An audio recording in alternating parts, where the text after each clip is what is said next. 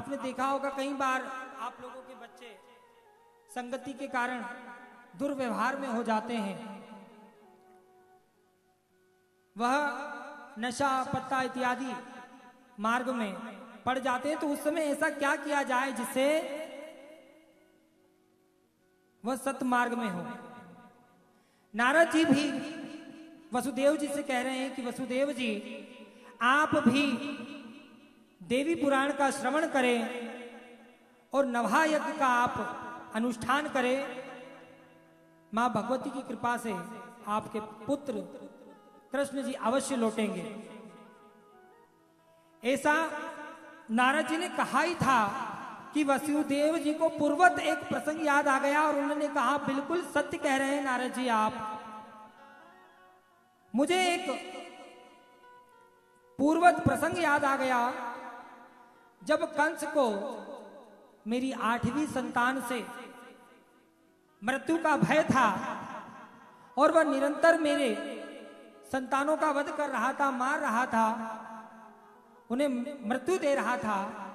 और मेरी 6ठी संतान तक जब उसने मेरी संतानों को मृत्यु दी तब मैं बहुत दुखी हुआ, मेरी पत्नी देवकी बहुत दुखी हुई। उस समय भी गर्ग ऋषि ने मुझे देवी भागवत नवहा यज्ञ अनुष्ठान के लिए कहा था, लेकिन उस समय मैं कंस के बंदी गृह में था।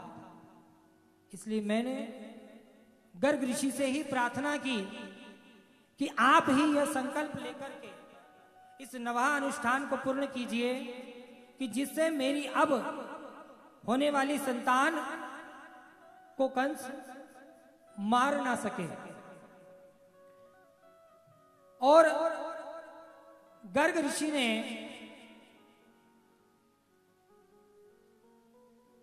मेरे लिए नवहा यज्ञ अनुष्ठान का संकल्प कर विंध्याचल पर्वत पर, कहां पर?